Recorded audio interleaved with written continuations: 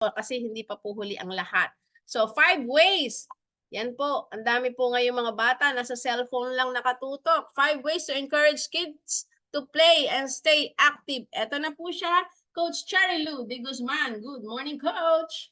Ayan, thank you Coach Jess. Good morning po sa lahat na nag-join dito sa ating Zoom and sa lahat po ng mga nanonood dito sa ating FB Live. Ayan. So, before po ako mag-share ng aking topic, i-share ko lang din po yung aking wellness journey sa Herbalife. So, I'm Cherry Ludi Guzman from Sukat, Parañaque. I've been using the product for more than 8 years na po. So, magna 9 years na ako. Initially, ginamit ko lang po yung product for weight loss kasi ang dami ko na pong na-try, dami ko talagang hinanap para ako mag-lose ng weight. But then, hindi po talaga ako nag-lose ng weight. So, yun nga po, so blessed kasi nangulit sa akin yung aking sponsor. Thank you talaga kasi kung hindi niya to siguro ako pinilit or talagang pinilit lang po ako, nahiya lang ako para itry ito. Pero so blessed nga kasi dito po na-address lahat ng aking health issues. Kasi po ang background ko, dati akong businesswoman for 17 years. Ang business ko po, distributor po ako ng soft drinks sa aming area. And sobrang dami ng stress kaya nag-gain talaga ako ng weight. And ginamit ko po siya for healthy aging, na-address po lahat ng aking health issues. At age 57, wala po akong medications. Yun pa lang po ang pinagpapasalamat ko na. So, I gained back my energy. Ang dami ko po talaga nagagawa. And I'm so blessed with this community. Bakit po? Kasi without this community, hindi po siguro ako makakapagpatuloy sa aking wellness journey. Ang dami kong learnings na na-learn dito about health and wellness, yung spiritual and personality ko po mas lalong na-develop. And syempre po, ang background ko nga po dati akong businesswoman. Na-learn ko dito sa kaka-attend ng trainings na pwede ko pala itong gawing business para mas makatipid ako and para mas maintindihan ko and ma-build ko yung confidence ko sa product para ma-share ko to sa aking family. So, ginol ko po yung 50% discount para po maka-attend ako ng higher trainings. And super grateful kasi ang dami mo pala talagang malalaman sa mga trainings na yun. And ang mga na-share na ating mga leaders, doctors, yung na-mention kanina ni Coach Jess about extravaganza, looking forward po talaga ako dyan na maka-attend kasi dyan po makikita mo lahat ng mga kasamahan natin na ang dami palang nakaka-inspire yung kanilang mga stories, ang dami nilang na-help, walang background na pinipili, and ang napakasaya dito is yung para kayo talagang family. So I encourage everyone to attend in the biggest training. Goal nyo po yung ating higher discount kasi yun po talaga ang makakapag-motivate sa'yo para ituloy-tuloy na maka-use ng ating product, makapag-share sa ating community. That's why I love Herbalife. Ayan.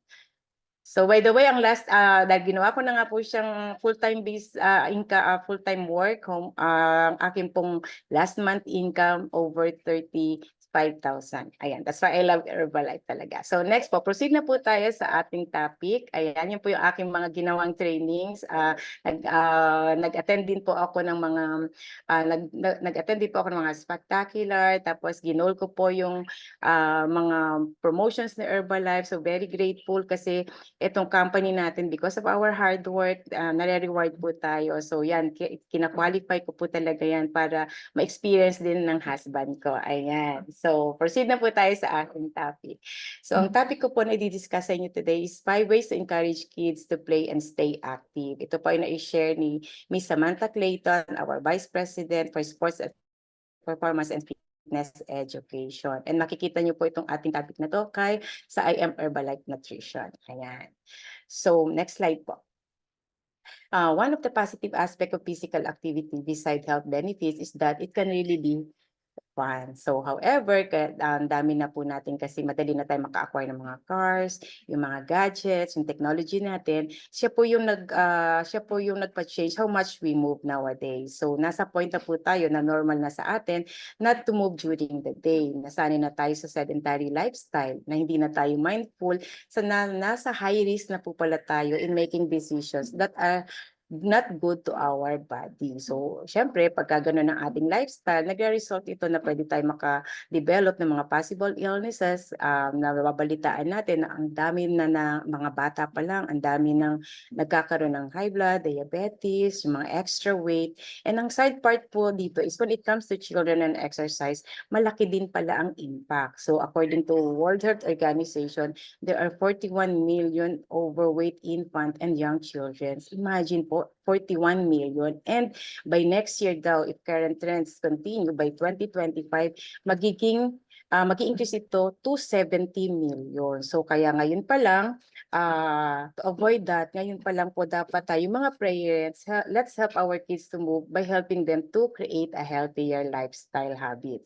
So kasi the younger our children develop physical activity and good nutrition habit, sa pagtanda nila ay pag nagka-family sila, ma-maintain din nila ito for life. So next slide po. Here po ang mga na-share ni Samantha Clayton to get your kids off the couch and on their feet. So 5 ways to encourage kids to play and stay active. So tip number 1, make it a family activity. Next slide po. So kids might be unwilling to exercise if they see to it na additional work or gawaing bahay ba. Yung pino-force natin sila na gawin itong exercise na to. So kaya the best thing natin gawin, let us join them. If yan kasi ang gagawin natin, their attitude will most likely shift. So, pwede tayo mag-plan ahead. Gaya po ng ginagawa namin minsan ng family ko. So, meron pa po kasi akong baby, nanganak pa po ako ng 46, o diba? So, I have 11-year-old son. So, isa sa activity ko namin po talaga ginagawa is yung nag-hike po kami. So, ang pinaplan po namin ahead of time para prepare din siya sa any kind of physical activity. Basta ang goal po talaga is mag-enjoy ang lahat. Yan po. So, pwede kayong mag-plan ng activity ng family nyo. So, next slide po. Ayan, get the TV out of the room. So it might be tempting for children, even sa atin din, di ba? To stay in bed and watch cartoons, play video games, mag-watch tayo ng Netflix kasi all day long, pag ang TV natin ay nasa kwarto lang, hindi natin mapapansin yung oras kasi nag-enjoy na tayo. So to reduce that temptation, place the TV daw in the living room and suggest playing some active video. Ayan, in that way, it is visible sila sa atin na mas madali natin silang mamomonitor sa kanilang mga activities. Okay. So, tip number 3, sabi niya, get creative. So, variety is the key to keep exercise fun for children. So, make sure to include diverse activities. Pwede tayong mag-create ng basketball at the backyard o kaya tapos pwede rin tayong mag-dance ng yoga. And then, ang fun way to do this is let's mix it up with writing different exercises for our kids. For example, pwede tayong write ng mga exercises sa cards. Tapos, request natin sila na bumunot sila dun sa cards and i-draw. So, make it fun and make it enjoyable for them. Kasi let them, reward them pagka nagawa nila ito ng tama. So, in that way, makaka-help ito para maging active and excited ang ating mga anak. So, next slide po. Ayan. So let your child lead. Yun ang sabi niya. So children are more likely to commit something if sila ang may idea na in the first place. So let your child choose the activity the family will engage in. Ayan. So whether it's playing basketball or dancing or any kind of activity, to be encouraging and empowering them to make these small choices. So, encourage talaga natin. In that way, mabibuild pa yung confidence nila, mas mag-enjoy sila. Kasi di ba yung mga bata, pagka sila yung nag-lead, mas excited sila, diba? So, and lastly, yung tip niya is get pedometers for the family. Kids enjoy measuring things up. So, sabi po ni Ms. Samantha Clayton, why not get a pedometer? So, ano po ba tong pedometer? It is a gadget that counts how many steps you take. So that lahat ng family, kaya how many steps you take, so that kaya nga lang po dapat lahat ng family natin dito ay involved. para ang healthy competition na ito might wake wonders for your kids to motivate. Kasi nga po, once, di ba, ang mga bata, laging gusto nila may competition. But let's make it healthy and reward them kung sino yung pinakamas maraming na steps na nagawa, di ba? And lastly, next slide po.